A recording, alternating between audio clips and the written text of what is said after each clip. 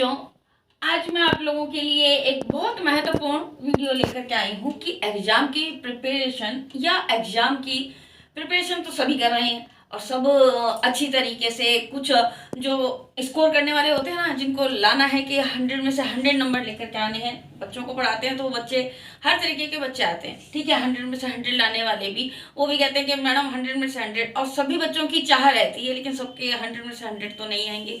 तो इसके लिए आप जो एग्जाम को अटेंड करते हैं 3 सवा 3 घंटे में जो आपने पूरे साल की तैयारी की है, उसका आउटपुट जो आप देते हैं वो बहुत महत्वपूर्ण होता है आपके एग्जाम्स के लिए, ठीक है। तो वो बता रही हूं मैं आज आपको इस वीडियो में कि आपको एग्जाम को वास्तव में अटेंड कैसा करना है, ठीक है।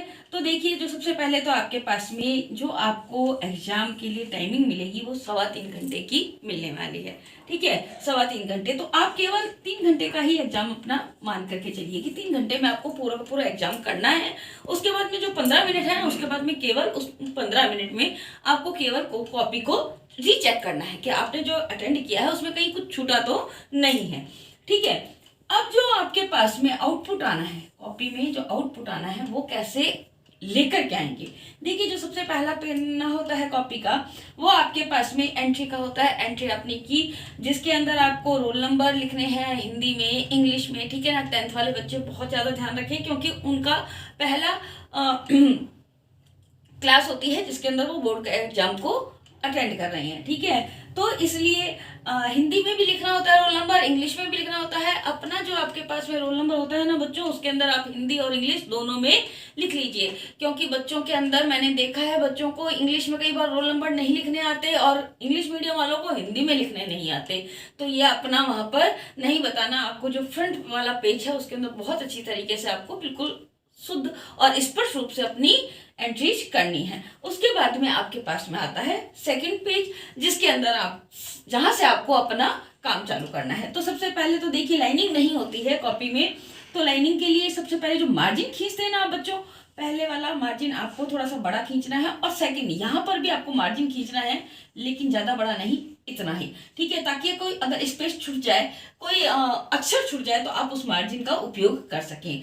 कॉपी भी अच्छी लगती है और आप अपना जो लिखने का होता है वो भी आपके पास में बहुत अच्छी तरीके से आ जाता है। क्वेश्चन लिखना चालू करेंगे, क्वेश्चन फर्स्ट, प्रश्न नंबर 1, ठीक है। उसके बाद में आपने यहाँ पर क्वेश्चन को लिखना शुरू किया। शब्दों की स्पेसिंग का ध्यान रखें, शब्दों को बिल्कुल पास पास में ना लिखें, ये बात बहुत ज्यादा ध्यान रखने की है। एक और पहले क्वेश्चन के और सेकंड क्वेश्चन के अंदर आपके पास में क्वेश्चन सेकंड का है, 2 लाइनों का स्पेस छोड़ें, 2 लाइनों का स्पेस आपको छोड़ना है ताकि मार्किंग आसानी से हो सके।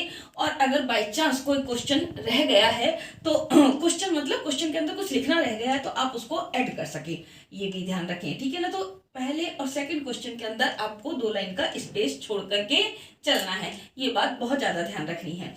उसके बाद में आपके पास में सेक्शन वाइज आता है बच्चों पेपर, जो पूरा सेक्शन है, पूरा पेपर है, उसमें सेक्शन आते हैं आपके पास में 4, ठीक है। तो सेक्शन आपके पास में 4 आने हैं, A, B, C और D।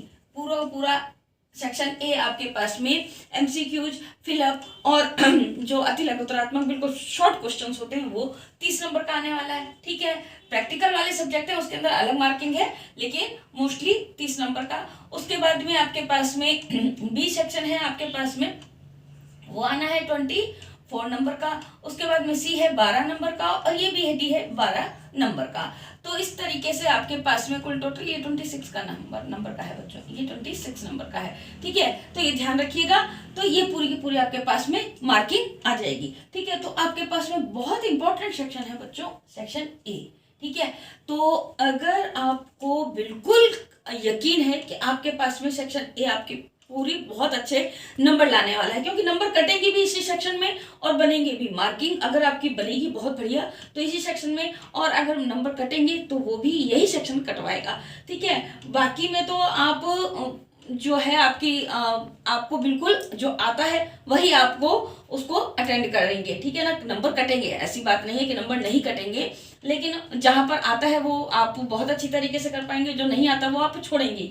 लेकिन यहाँ पर आप तीर में तुक्का बिल्कुल भी नहीं लगा सकते। यहाँ पर आपको बिल्कुल 100 में से 100% आपको स्कोरिंग मिलेगी और आप बिल्कुल तीर में तुक्का नहीं लगा सकते। तो ये ध्यान रखिएगा सेक्शन ए में, ठीक है। सेक्शन ए का जो आपको आउटपुट देना है बहुत अच्छी तरीके से देना है। जो भी सेक्शन हो आपके पास में, जैसे आपको पहला करना है तो यहाँ पर SEC सेक्शन ए, ठीक है। आप पहले सेक्शन ए अटेंड कर रहे हैं तो सेक्शन ए लिख करके पूरा का पूरा ए सेक्शन आपको पहले अटेंड करना है, ठीक है, पूरा सेक्शन ए। देन उसके बाद में जो भी सेक्शन आपको बहुत अच्छी तरीके से आता है वो करना है। उसके बाद में सेक्शन डी करना है। उसके बाद में सेक्शन, मतलब जो भी सेक्शन आपके पास में आता है पहले वो सेक्शन सबसे पहले करना है जो बिल्कुल आपका प्रिपेयर है। उसके बाद में उससे कम वाला, उसके बाद में उससे कम वाला। तो इस तरीके से आपको करते जाना है, ये ध्यान रखिएगा, ठीक है। एक सेक्शन पूरा एक साथ में ही अटेंड करना है, ये बहुत ज्यादा ध्यान रखिएगा। बार बार सेक्शन का एक सेक्शन का क्वेश्चन दूसरे सेक्शन में नहीं डालना है, इस बात की बिल्कुल स्पष्टता। पहले और दूसरे क्वेश्चन में 2 लाइन का स्पेस छोड़ना है, दोनों तरफ मार्जिन डालने हैं।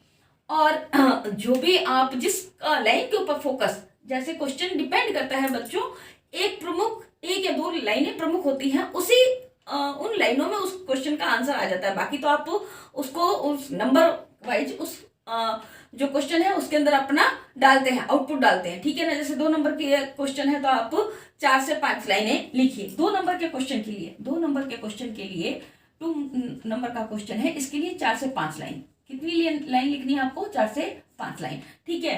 3 नंबर का क्वेश्चन है आपके पास में, तो वो लेने की कोशिश कीजिए बच्चों। सामाजिक का हो तो आप पूरा 1 पेज लेने की कोशिश कीजिए। और 4 नंबर का क्वेश्चन है तो आप उसको लेने की कोशिश कीजिए 1.5, ठीक है ना, यानी कि 1.5 1.5 पेज लेने की कोशिश कीजिए, ठीक है ना। थोड़ा सा ऊपर नीचे हो सकता है, साइंस में बिल्कुल ट्रिक टू ट्रिक बात की जाती है, इसलिए टॉपिक टू टॉपिक बात की जाती है, इसलिए साइंस में कम हो सकती है। लेकिन सोशल स्टडी है, हिंदी है, उसमें आप मार्किंग अच्छी तरीके से, मतलब पेज को अच्छी तरीके से कवर करने की सोचिए। शब्दों के बीच में स्पेसिंग ज्यादा रखिए, मार्जिन डालिए, 2 क्वेश्चन के बीच में लाइनिंग डालिए। उसके बाद में एक सेक्शन को एक साथ अटेंड करिए, ठीक है। ये आपके पास में। और कई बार बच्चों क्या होता है, आपने पेपर पढ़ा, ब्लैंक हो जाते हैं बच्चे कि अरे हमको कुछ भी नहीं आता। उस स्थिति में भी बताती हूँ क्या करना है।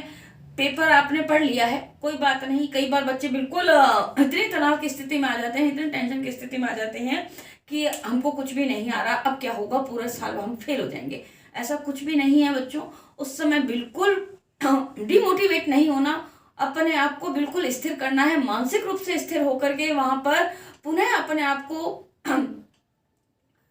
एनकरेज करना है। अंदर से एनकरेज करो अपने आप को कि नहीं, कुछ भी नहीं हुआ है, सब कुछ सही है और हमें सब कुछ आता है, ठीक है ना। अपने आप को अंदर से मोटिवेट करो कि नहीं, हम सब कुछ अटेंड कर लेंगे, हमें आ रहा है। उसके बाद में वापस क्वेश्चंस को पढ़ो, थोड़ा सोचो, अपने आप को मन से और तन से बिल्कुल स्थिर रखिए। वहां पर ना आपको चक्कर आने चाहिए, ना आपके अंदर ऐसा लगना चाहिए कि गला सूख रहा है। पानी की बोतल अपने पास में रखिए, क्योंकि पानी आपको एनर्जी के साथ साथ में अच्छे विचार भी देगा, नेगेटिविटी आपकी दूर करेगा। ये आप लोगों के लिए एग्जाम की प्रिपरेशन का, एग्जाम को अटेंड करने का, जिस भी लाइन के ऊपर जैसे क्वेश्चन दे रखा है आपको, उस क्वेश्चन का आंसर केवल 1 लाइन के अंदर या 2 शब्दों के अंदर उस क्वेश्चन का आंसर आ जाना है, ठीक है। तो एग्जामिनर केवल 3 मिनट या 4 मिनट कॉपी को देखने में लगाता है बच्चों, ठीक है।